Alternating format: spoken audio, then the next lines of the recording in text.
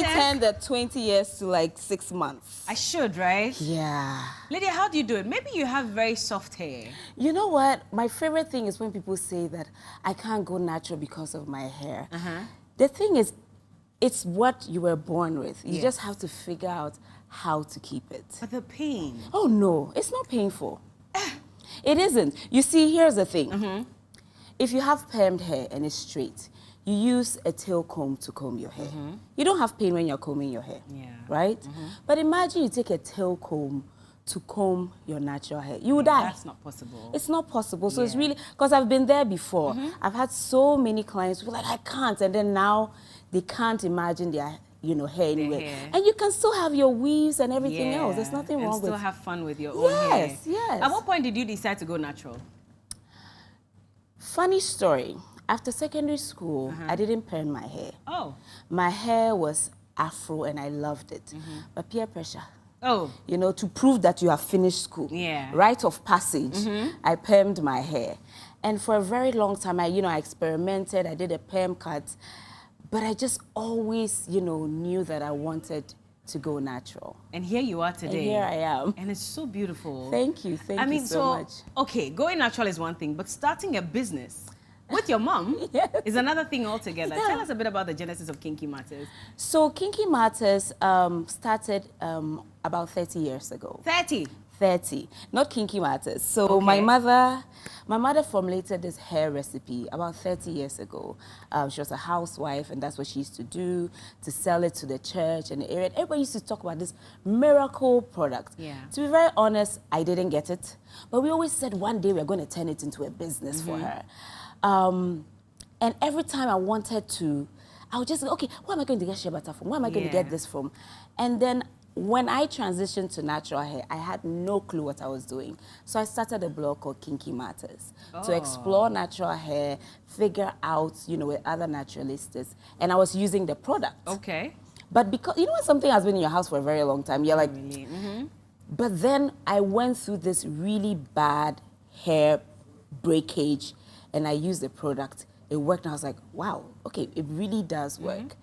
And one day I just started. And here you are today. And here I am. I can't believe it. It's a learning process.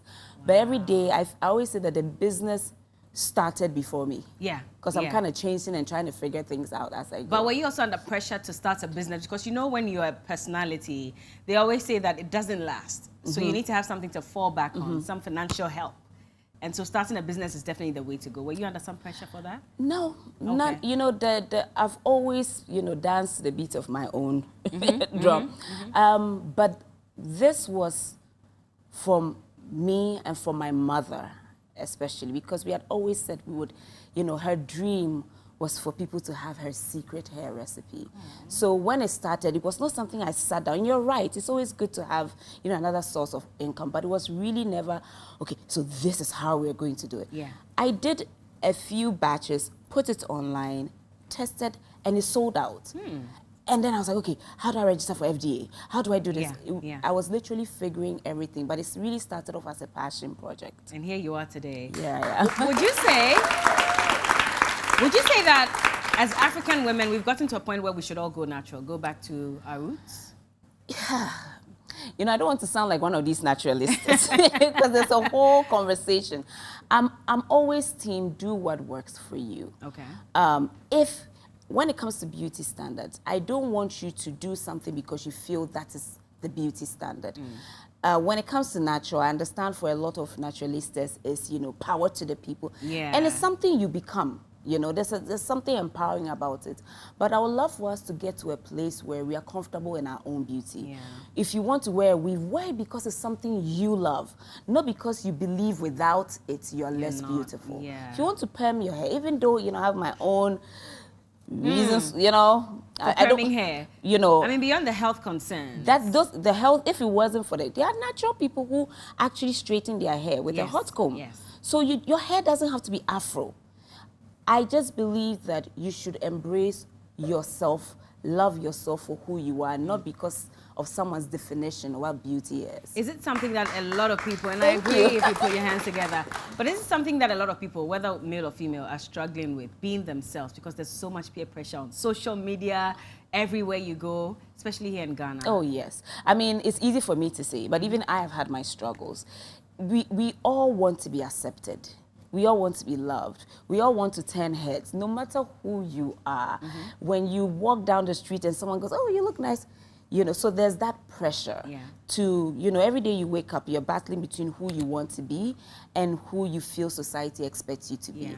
And that's why we have, you know, I always say Kinky Matters is more than just hair, it's more than just skin, it's a lifestyle, because you matter, your beauty, you know, matters. So we are here to represent people who otherwise don't feel like they fit in and help them to come out of their shell. But in wanting to be yourself all the time, sometimes it becomes unpopular with people. Oh, yes. I mean, I'll use you as an example. You speak your mind on social media, but that seems to be like a taboo for certain people. And they're like, oh, here she goes again, another day, another topic. Do you struggle with that as well, in terms of what to write on social media because you're worried about what people might say? Oh, yes. I'm very open and honest about my struggles because there's who I am naturally. I grew up in a family where we were allowed to express ourselves. You know, I remember writing a letter to my father when I was in class 6 because he didn't have enough time for me. And then I wrote a long letter. I remember writing, even Rawlings, the president, has time. Hey, okay. And it was not, I was never, you know, I was allowed to have conversations. I remember our family meetings, you know, sit down. So what is your problem? So I naively entered the industry assuming that's how it is. Sometimes I write things and it's just a joke. And sometimes I see things, I'm like, that's wrong, because I grew up in a mission house as well. You know, my father is a pastor, so values, you know, principles are very important to me. So I assume everybody gets it. But I've had to learn through this journey that we are different, and everybody's on a different path. And not, so sometimes I write something, my friends know I'm very silly, and it's a joke. But I'm like, will they understand it though? So I have to, you know, pause. And it's not fun, I'm not going to lie. What's that one thing you wrote on social media that was supposed to be a joke and people took it the wrong way? Do you even remember? I remember so many things. Too many things. Like, I wake up and I'm trending, and it was never that, you know what gets to me? The things that I'm passionate about, and I'll go and write and research, and and I won't get one retweet, like zero. We don't like the serious stuff. Do you know what it is? Then I write something as I'm watching TV, you know, my notifications are off, and then I get a call. I'm like, what did you say again? What did I say? But I've had to, again, learn. At first, I was very combative and defensive and, you know, people, but now I'm also understanding that I have a privilege a lot of people haven't. I have an exposure, and this is not to down anybody. I have an exposure from how I was brought up, where I grew up, you know, the people I've interacted with, that not everybody has. So I am a bit more forgiving. And like, so I see it and I'm like, you know, forget it. It's fine. Let's move on. But let's talk about growing up. So you grew up in a mission house. Your father is a reverend. A reverend? Yes.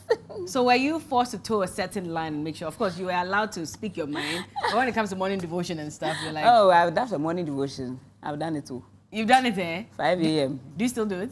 I still pray in the morning. I just don't wake up at 5 a.m. But whatever time you wake up, you still do your thing. Yes, I do. What was it like growing up with a reverend father? You know, again, there are privileges you have that you don't appreciate until you're much older. But my parents were very, very liberal. Even as a pastor? Especially as a pastor, because, you know, that's why sometimes I go back and forth with religious people, because if you love God and you believe in God and God is love, at the bottom of everything, it is love. It is not hatred. It is not anger. So my father would always say, you know what, at the end of the day, it is your path. I'm only here to guide you, and I hope you make the right decisions. And the same for my mother. I was going to parties when I was very young. You know, the driver would go and drop me. I said, okay, I don't want to put my dad in. But I was so exposed that I remember going to university and I didn't get in trouble.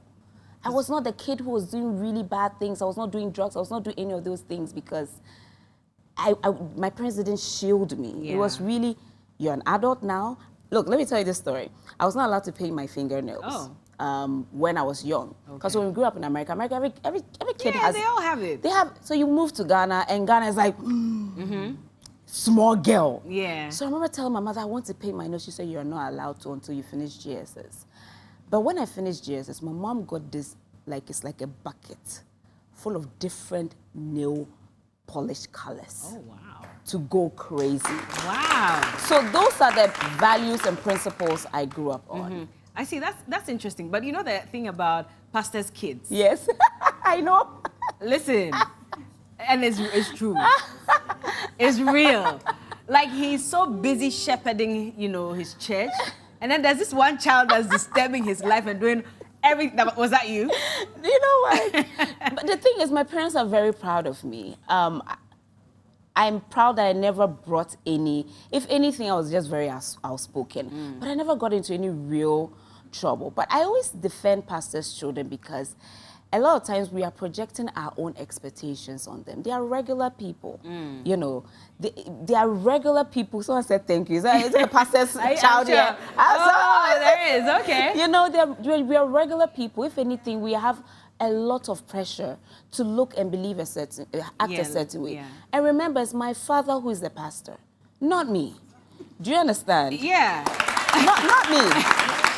But you see, at the same time, your father is getting the rest of the congregation to toe a certain line. The whole congregation, have they finished towing their life? But you know what they say, charity begins at home. And it began. And I turned out pretty okay, right? Yeah, you did actually. But the other issue about, you know, the letter you wrote to your dad that he wasn't making time for you. I don't know if you saw this recent video from Archbishop Duncan Williams, where you could tell that it was some form of regret for him. That he had time for everybody but his children, so he doesn't have that one-on-one relationship. Did you sort of experience that as well? I mean, I've always had a great relationship with my parents. And again, that's a privilege. But I understood that because you people, you demand so much from your men of God. You want them to be at your hospital visits, you know, all the milestones in your life. And when they are not there, you're upset. But then they also have families. So now I love that the new age, you know, pastors are setting boundaries. But it was not, I mean, I grew up in not a charismatic church. It's a Methodist church. Everybody is coming up. Everybody is showing up. You know, your father belongs to everybody else. And so they have to make a conscious, and I guess that's why I'm also very close to my mother, because my mother provided that for that. But I watch, and it's complicated. I mean, this show is not enough to explore that, but it's very complicated. So please give grace to your men of God. Well, to some of them. To some of them, not all of them. To some of them. You're also very wary of some men of God? Well, it's just because of the things I have seen and experienced. Like what? But I think, in fairness, is beware of human beings. No, but seen and experienced like what? If you don't mind us prying. No. I mean, you see, for every role any leadership role comes with a lot of power, and power can be abused. I believe I have some influence and power as an entertainer, and I know when I will cross a line and when I'm taking advantage of people. So there will always be excesses. But I think when it comes to religious people, we feel like we should not... touch not my anointed. Touch not. But we are all children of God. And we are all, you know, searching for our salvation.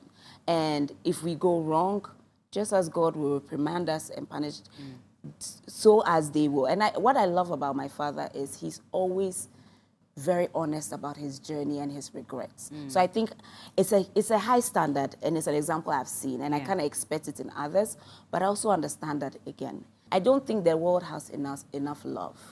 We preach love, but we don't spread enough love. If there was love and respect for humanity, it will cut across corruption, how we treat people, how we take care of people. There's no reason why we would be in a country and spend money on certain things and people don't have beds.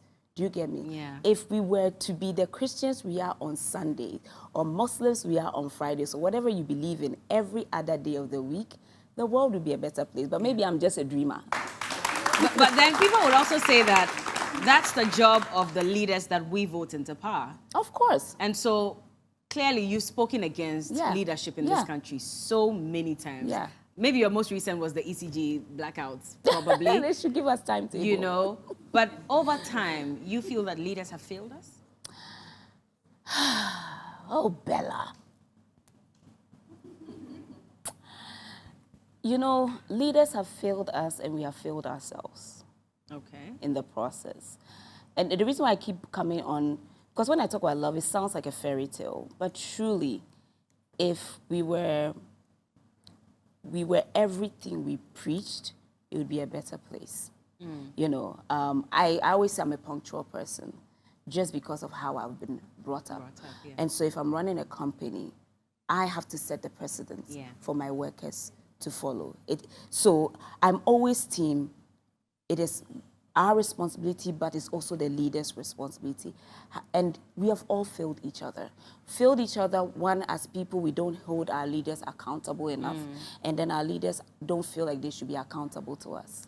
When you say we don't hold our leaders accountable, I mean, you've seen across social media the various demonstrations that have taken place. Now we are doing well. Okay, but in the past, we were too laid back? I mean, look, shout out to Ghanaians. We've come a long way. Because I remember the first time I wrote something on social media, I was like, oh, you are in trouble.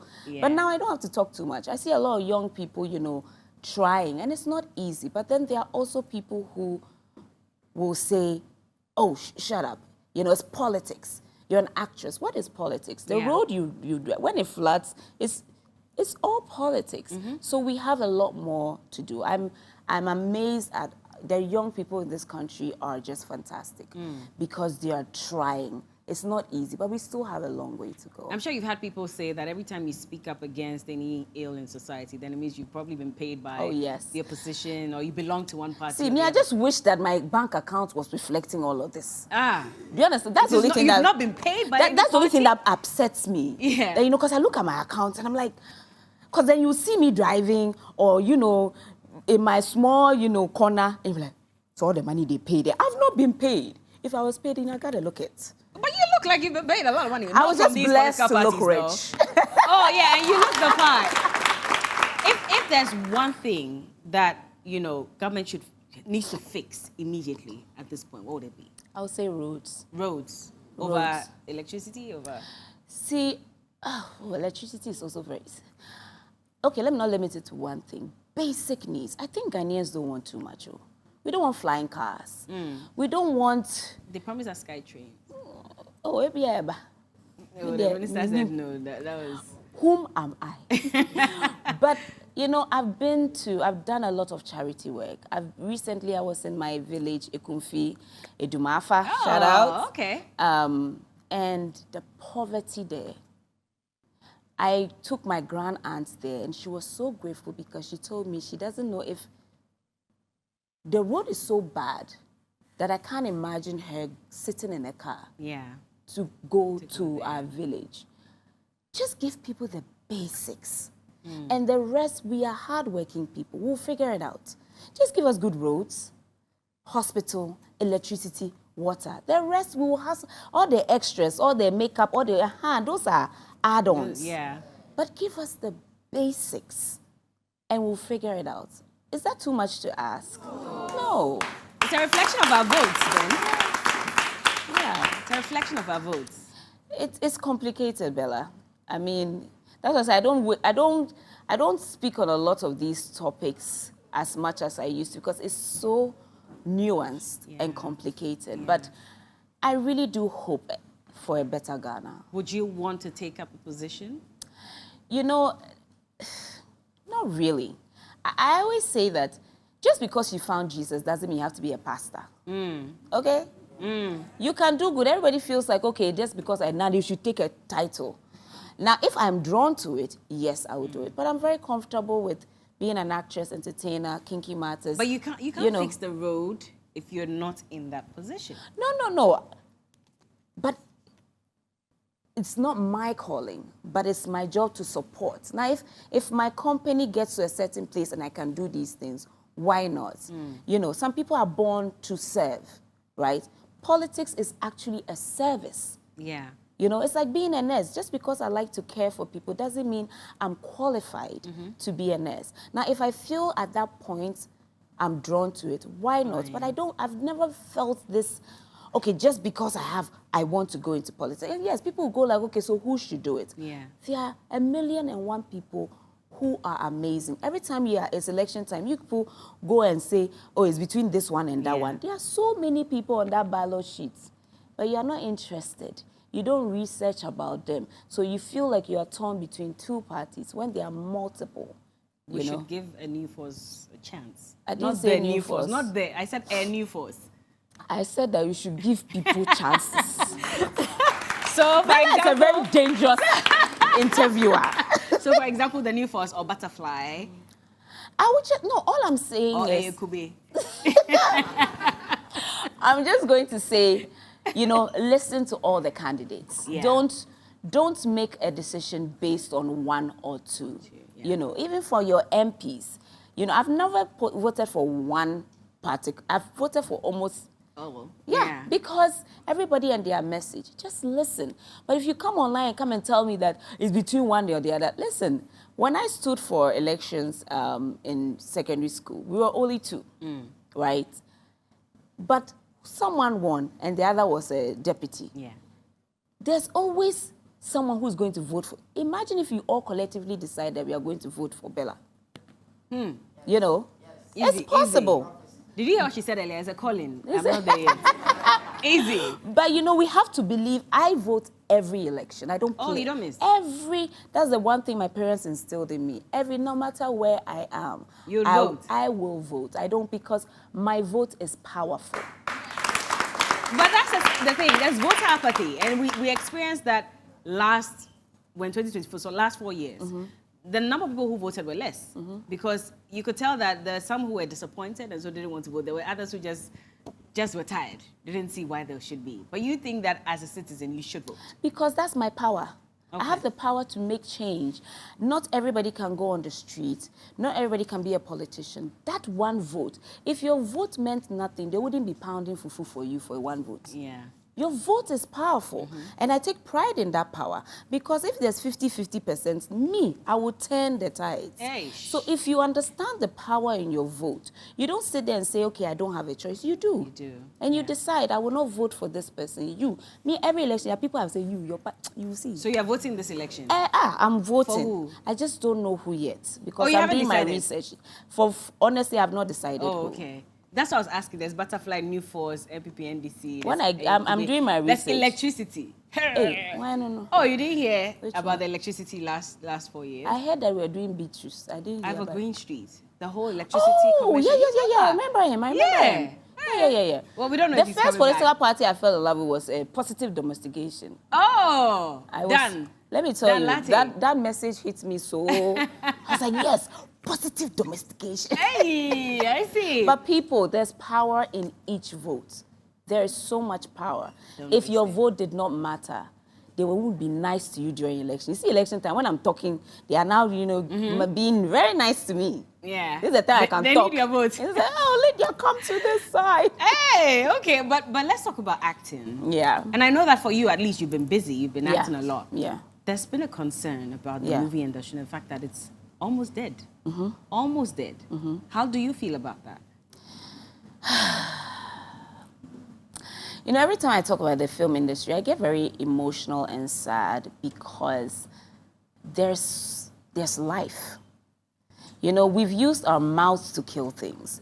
I feel like the conversations we have are even important. There are things I don't give life and power to.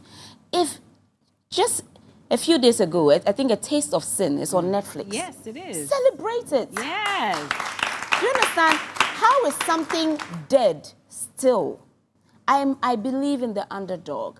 Are we struggling? Yes. Okay. But are we still fighting? Absolutely. Shirley is filming.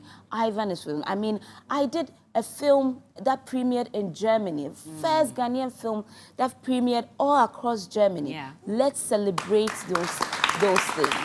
Yeah. So we should stop having the conversation about whether it's dead or not. We've been having this conversation for 10 years. But that's the thing. That's because nothing much has been done. No, you see, I get you. right? And I'm going to keep it because I get very passionate because everybody talks about it. Oh, what is happening? But you go and people are still working, right? Put life into it. Change the conversation. Okay. You know, let me tell you, when Doomsaw started, for years I refused to use the word Doomsaw for a very long time because I was like, the minute I gave life to that word, it will become who we are. I think as Ghanaians, we always focus on what isn't instead of what is. So I will celebrate what is because through that, there'll be more possibilities. I'm celebrating almost 20 years in the industry and I'm still here, you know? Yeah. So we have a lot more and we need support because it's not enough to talk about our industries. How many people go to cinemas? You know, when we do But they'll say that how many movies are at the cinemas for us No, to I'm watch? telling you as a producer, when you put a film in a cinema, the way you have to beg, you have to we'll be dancing on the street. Just to get doing people to watch. one ticket. We'll be going to people's hostel. Come and watch. Oh, it shouldn't be like that. Yeah. When Hollywood does a film, they come here. They don't even have a lot of budget to promote here, but immediately, because we trust them. If the movie is bad, go and watch. I was going to say, the Go quality. and watch. Quality of the Let movie. me tell you, because people are watching, I won't mention his name, but there are films on Netflix that are like, and I said when they're young, cry to me, baby. I agree. But you are watching it. Go and watch it and support. I'm the kind of person, if you're running a race and you're Ghanaian and you're the last person, I'll be screaming my lungs out for you because you chose to run that race. Not many people had the guts. Yeah. But it's also about funding. Funding is a huge problem. That's also another major problem. Major problem. Is it getting better or is the corporate world still blind to... The problem with our industry begins even right from school. Right from why if you don't pass, we'll give you vocational skills. If you don't do well, we'll take you to School of Performing Arts. When in America, do you know how hard it is to get to Juilliard? Do you know how hard it is to get into the Yale School of Drama? I applied. So it is a mindset. When you go to other African countries, let me give you an example. I wanted to do a project and I applied to one of the universities to film there. They got back to me 6 months later to say no. So if I want to do a film, if we say, do I ask Atwa, you come, where am I going to film? A period, you know. So the support is right from the mentality. We don't respect entertainers. I see what you have done. I've seen you build yourself. It's not easy to wake up every morning. I respect what you do as a job. Unfortunately, not many people do. So it's a total mindset. Even our audience, beautiful audience coming here, you know, coming to support the beautiful. It is not easy to take time off your day to come here. We need a total mindset. And we need leaders who appreciate it. You know, don't just throw the entertainers. When we go to important events, put the celebrities with the important people because we are important. But when you put us at the back, what are you saying? But then that also brings to question, you know, the issue about year of return, beyond return, and the fact that when these American stars and global stars come into the country, we barely see the connection between them and our local stars. And I know a number of you have complained. Gloria Safo, for example, she's been very vocal about it, that why do you bring these people and form a small clique for them when there's so many industry people and give them an access that you will never give me? An access to things, to helicopters, to hotels, to discounts, to do hip-hop parade at Jubilee House that you will not give me. It's a mindset. If you don't respect us, you see, you can tell me you love me all you want, but show me, right? I have no problem with them bringing entertainers. I have a lot of great friends in Hollywood who come to town. But let me give you an example. If you go to Lagos or Nigeria, and I hate these comparisons, but it's the reality. They will never treat an outsider better than they will treat you on the same level. So if you invite this person here, say, Lydia, we are trying to take this person to this safari or whatever, come along. One time we went on this tour with some Hollywood stars, and we went to see this chief. I don't want to mention a name. And when we went there, now the stars, some of the stars, they didn't know who I was, and it's fine. Do you understand? I don't know some of them. You know, you know. But when we got there, the chief, we were going to pay a courtesy call to a chief. And when they mentioned names and they mentioned my name, it's like, is that Lydia Forson? Yeah. I love the way you write. He asked me to come. Me, I didn't know if I should sit or I should kneel. I should, you know. And he shook my hand. He's so proud of me. Right then, all those people, the numbers I got. Oh yeah, I watch your movie. I'm like, you are lying. Yeah, okay. exactly. Yeah. But you see what that did? It changed. He was like, oh, you're someone worth knowing. So we have to treat ourselves with the same kind of respect. Yeah. And other people will respect us. Definitely. Yeah. Definitely.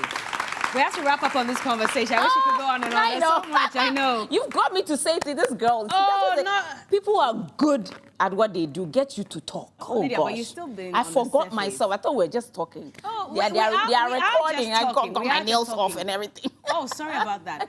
So more movies from you this year? More movies for me this year. And more products? More. This year we're celebrating 7 years of Kinky Matters. 7 years already?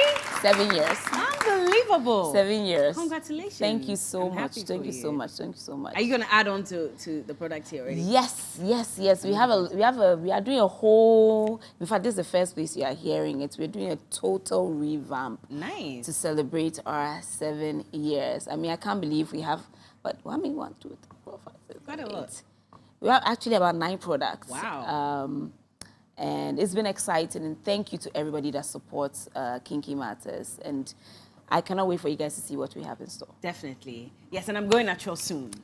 So I can also use Kinky 6 Matters. months. In 6 months. 6 Yeah. months. But Well, no, our products are not just for natural hair. Oh, you can use it for all hair. Oh, good. All hair types. We just like to advocate for natural hair. Yeah. I think you will look so good I should try. in a cute afro. Like, I feel it. I should try. Even dye your hair a little bit. I'll be coming over to you. Now But you is there a find reason the- you are matching your costume with your products? It just, wow, I didn't even notice, but it just, yeah, branding. Yeah, I see that. On brand, on brand. Anyway, Lydia, thank you so much. How do we get products from you if we're... Well, you can go to www.kinkymatters.com. We have a great website and we ship worldwide. You can find us anywhere. We have a distributor in the UK as well. And you can go to Niche Expressions in Accra to get our products and Opoku Trading in Kumasi. Nice. Yes. Well, thank you so much for joining us. You're Lydia. welcome. It's been a pleasure. You're welcome. And this is all yours. Oh, is it? Yeah, okay, then we're going natural sooner than the 6 months. What do you say? 3 I'll months. try. You I like can your just hairstyle. start. Yes, I will. All right, so Lydia, don't go yet. I have a little game to play with you. You'll enjoy it. You just might win. You mean you will enjoy? What will I win? Will I win money? Oh, yeah. Hey, okay, then I'll play. Listen, there's a new car at stake. Is a car? Yes. Is a car? Yeah. Is it not a car? So on that note, well, we'll see if Lydia will win the brand new I never win vehicle. anything. Oh, you just might be lucky this time. We'll be right back.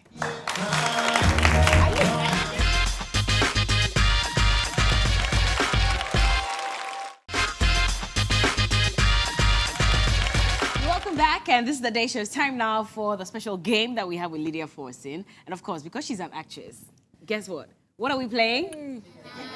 Well, charades. Oh my God. Lydia, well, we need to see you in action. It's like auditioning for the whole country. Yes. So for the next big movie star. If I'm not good, they'll say, girl, wasa. No, but you started your career by going for the next movie star. Actually, yes. I remember you from then. I Next watched Star. you. Oh my God. I did. Oh, so well, here you are today. Imagine. So, the audience is going to figure out what you're acting. You have to do 3, I'll have to do 3, and then we'll figure Hey, out 3, not 1. Oh, 3. So here we go. No noise, nothing.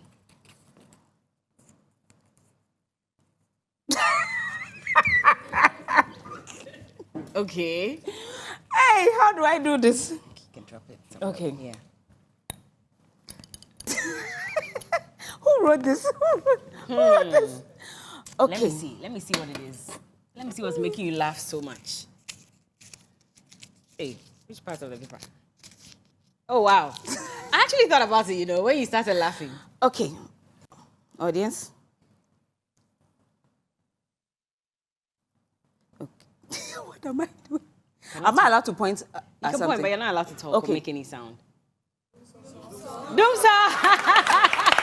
I never thought anybody would get that. Okay, next one. Oh, okay. Oh. Ah. Your audience is good. Hey, Jesus. Do you want to look at it again? I've looked. This one is people. It's like you are testing me. Yes.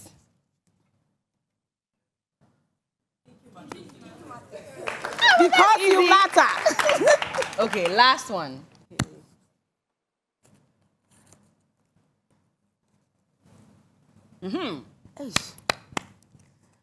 You won the AMVCAs in 2022. Yeah, you won the Africa Movie Awards. Let's see.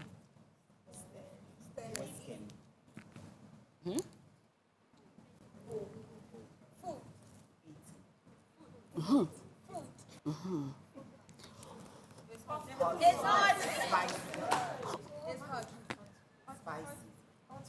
Yes.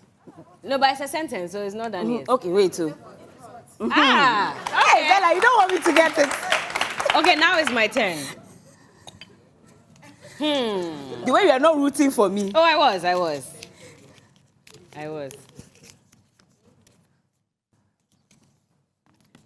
Okay. Let me see. Assembly. Okay. You, Bella.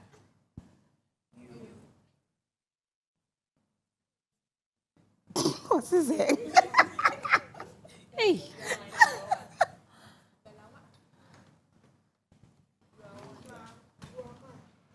Hey, how can she be mine?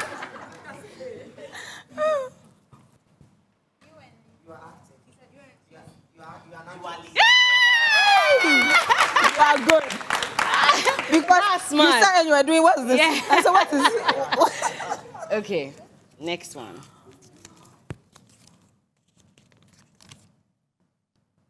Okay. Why am I picking only sentences? Okay.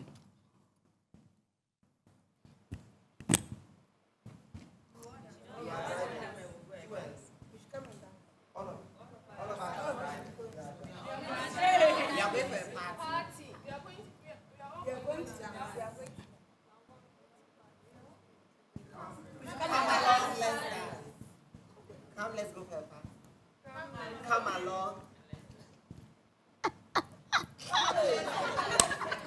Let's go dancing. Or say, let's go for a party. Come along. Let's go for a party. Okay, final one. You guys are making Lydia win. Everybody didn't try for me. Oh, okay. Oh, this one you can do it.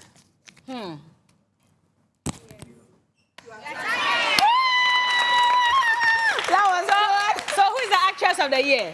Everybody, are Oh, always no, like that. but she's a good supporting actress. Thank you so much, Lydia, Thank for you, joining me. Lydia. And yes, check out kinkymatters.com. Get yourself some products for your hair and look as beautiful as Lydia. Yay! On that note, thank you so much for watching the Day Show. We'll see you again next week. Audience, I love you guys so much. You're incredible. Filter, thank you so much. To all our sponsors, we're grateful. We'll see you again next week. Take care. Hey. Earrings are fire. Thank you. Yeah, they're beautiful. And if you see me, Uh-huh. oh, I know exactly where I'm gonna wear Oh my this. God, these are stunning. Oh my Yeah. goodness. Wow.